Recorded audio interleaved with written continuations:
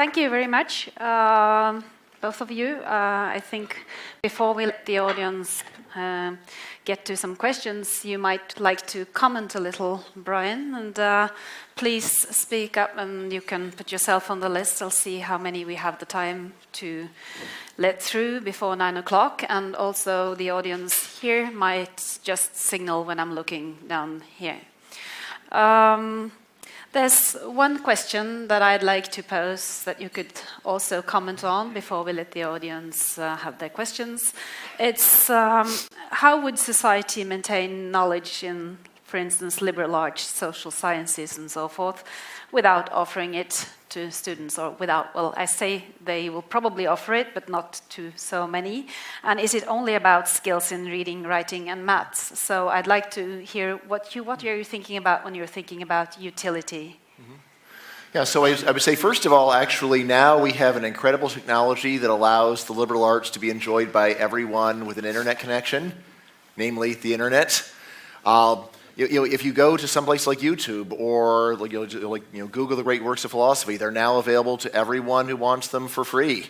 The very best lecturers can be viewed online for free, right? So the other stuff. If you want to go and learn about Stoicism, there's a incredibly articulate professor. Like to Google Stoicism and on YouTube, and you'll get it. Right, so I'd say that, right now, access to liberal arts is higher than it's ever been in human history, and it's not just for watching it. You can actually, of course, communicate with other people online who are curious about it. So I would say that for people who like me, who actually really enjoy high culture, it's actually more accessible than ever before, and would be even if it weren't done in universities at all. Although, of course, it would still be done by some people in universities. I mean, right now, the main thing you would lose is just the conscripts. You lose the people who don't want to be there, who don't like it, who think it's boring. Right? In terms of just the quality of the experience, I think it's better if the people in the room want to be there rather than there because of requirement. Now, in terms of my general response, very, very pleased overall. The main thing I would say is that he's perfectly right that the evidence that I cite is not perfect. However, do you know what is also not perfect? The evidence he cites. Yes. So these studies of for example of compulsory attendance laws. There is a great paper in the American Economic Review that goes and redoes almost all the compulsory attendance work for the United States and finds that almost all of it was flawed. And it's very hard to actually publish a critique like this in the American Economic Review because the referees are usually the people whose life work you are destroying. If you can get it through, it's very likely to be right. So in any case, compulsory attendance, using compulsory attendance as a random variable has severe problems. One of the most obvious ones is it assumes that compulsory attendance laws are not changed for any deep societal reason. Maybe they are. Now again, I'm not saying that this work is worthless. I'm saying that it's all flawed. And what I try to do in the book is to put all the evidence together and come up with an overall evaluation. And again, I would say my main view is that for some econometricians, there's sort of the idea we find the one best study and then we treat that as the answer and everything else goes to the garbage. I'm not saying you're saying that, but that is a common attitude among econometricians. There's the one very best study. This is the answer. Everything else we throw away. 50 years worth of work doesn't count for anything because we have one study that is the best. I say, well, what do you do next year when another best study comes along, which is even better than the previous one? Do we then throw out the one study that we're supposed to rely upon this year? And I say the best thing to do is not throw out anything. Keep everything. Read everything. Right? If you go and look at my references to the book, it took me 6 years to write the book because I was so obsessive with reading things. I said, I can't write until I've read another paper. I have to read, keep reading. I might have missed something. Right? And I think this is just a better approach to understanding the world, is not to look for the one best paper because maybe it's 2 times better than the average paper or 5 times better. It's not 100 times better than the average paper. Right? So better to put it all together and come up with an overall evaluation. And of course, don't just read in economics. Read in many different fields. So again, if you read The Case Against Education, I tried to be the opposite of the typical economist who only reads other economists. I tried to read in psychology, sociology, education, and see what everyone has to say. And I think that is a better way of understanding the world.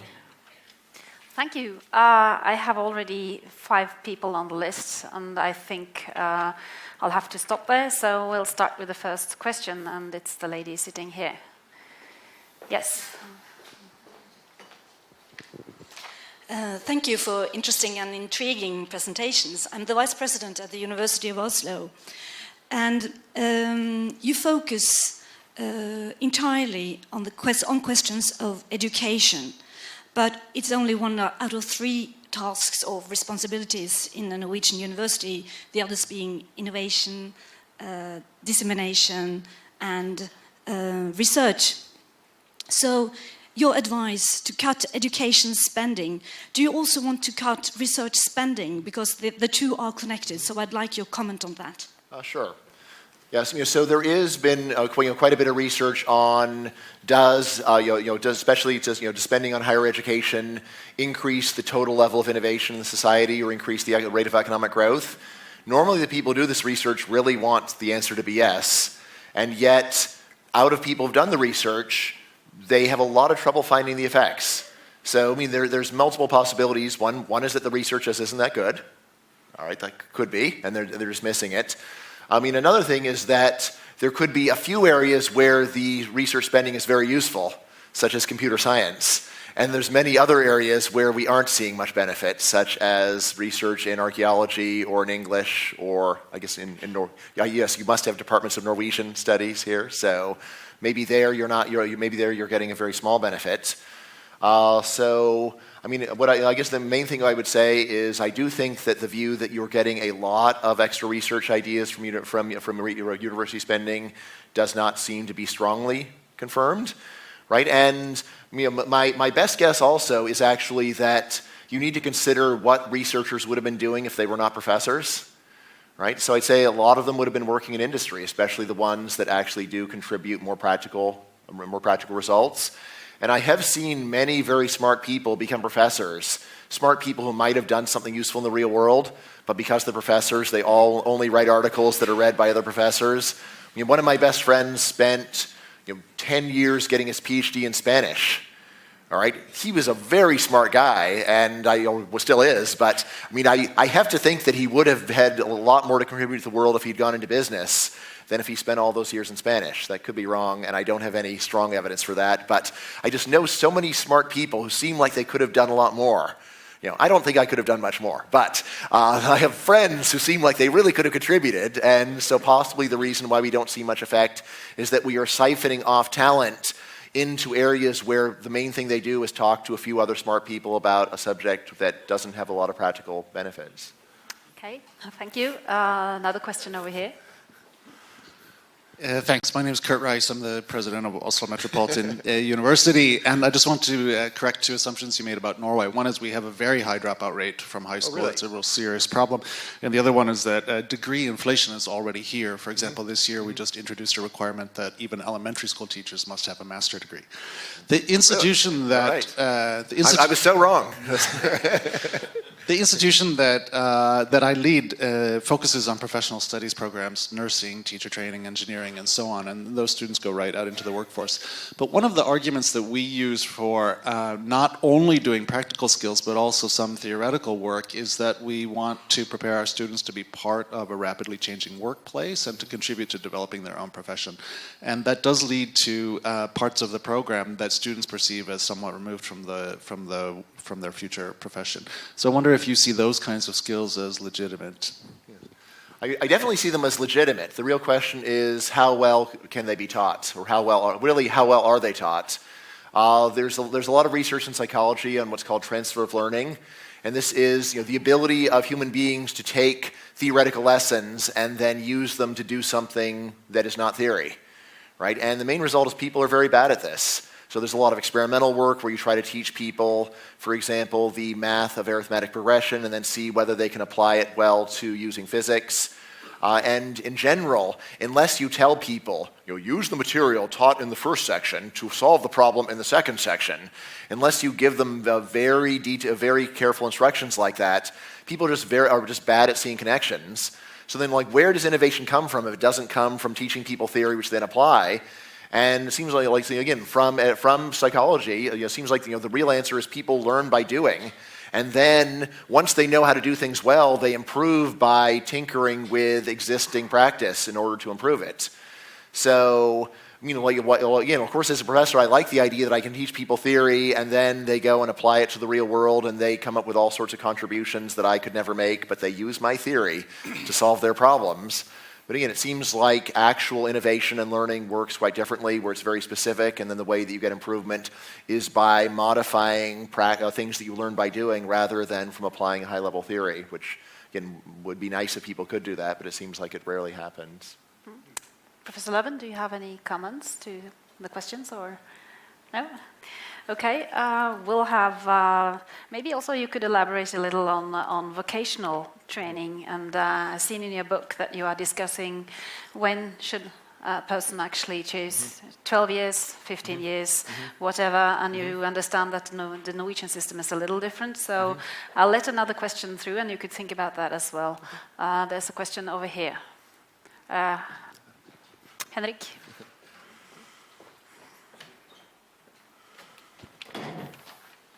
Hi, it's Jan Erik Indheim. I'm a political scientist here and I teach in the University of Southeast Norway.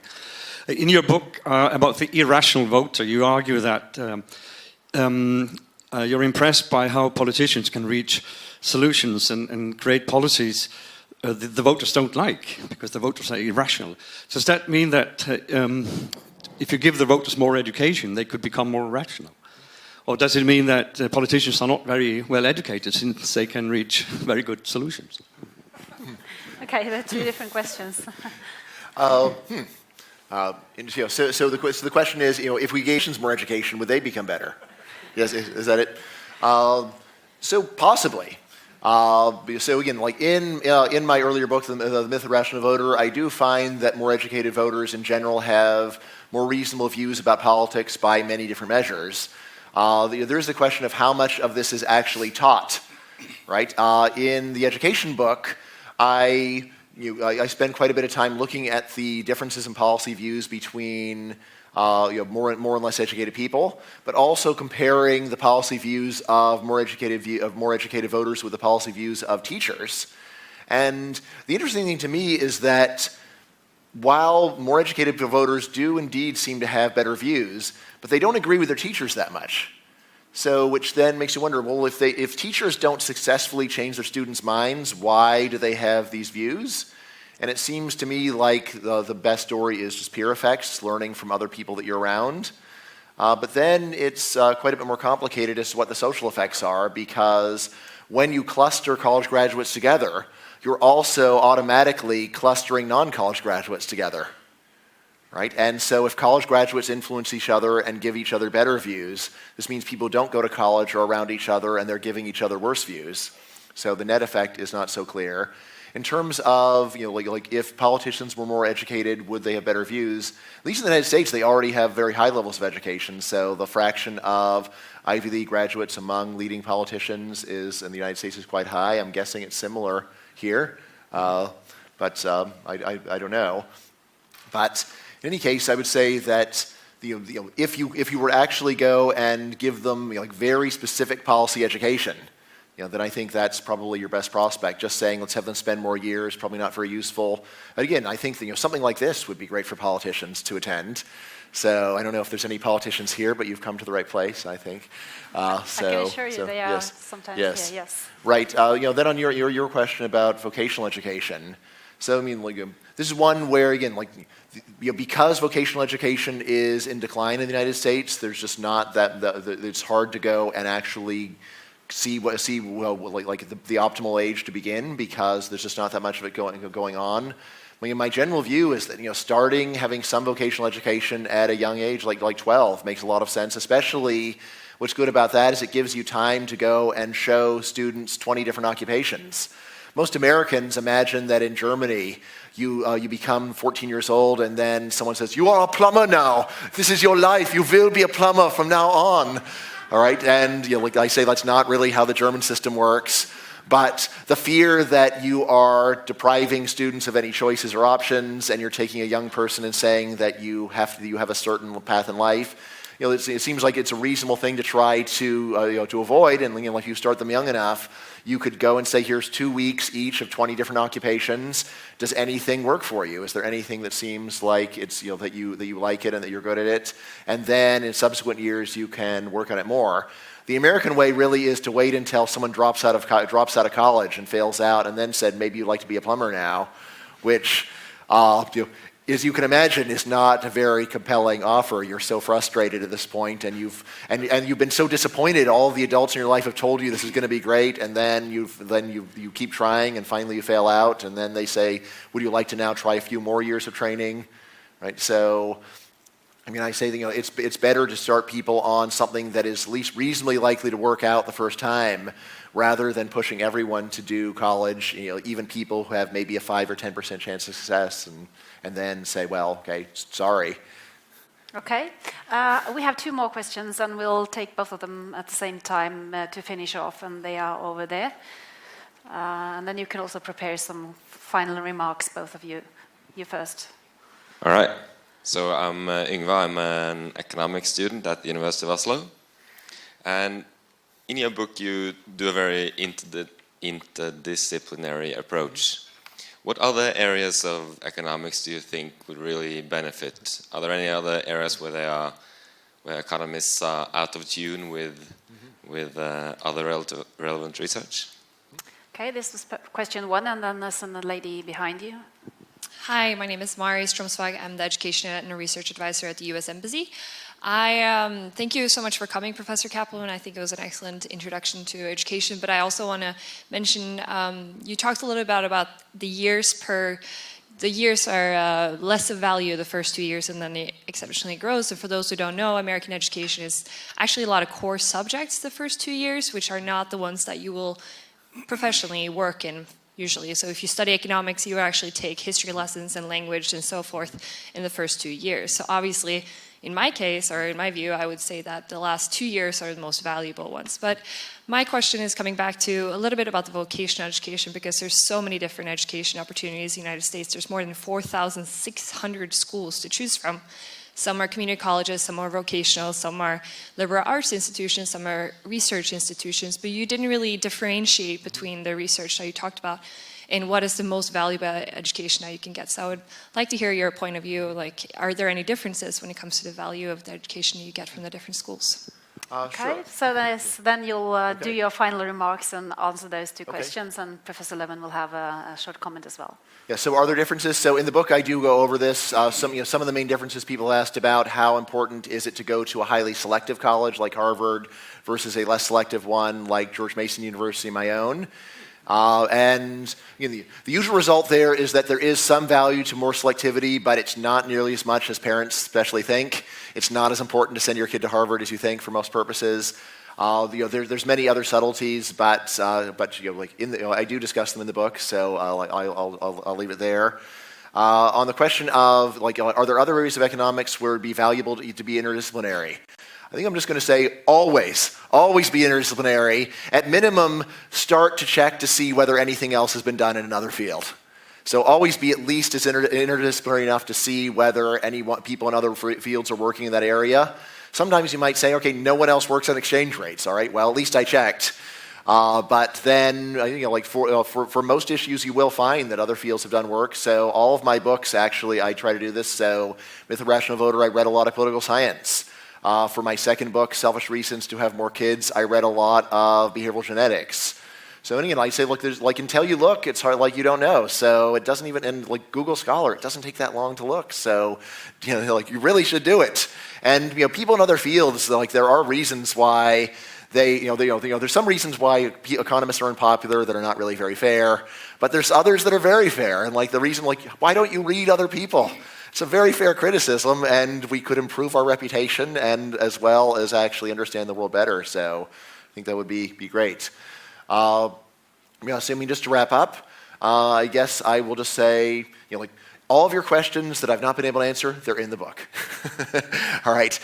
Maybe not every possible question, but I did spend a lot of time on it, and I spent a lot of time trying to think up what possible objections people have that I haven't handled.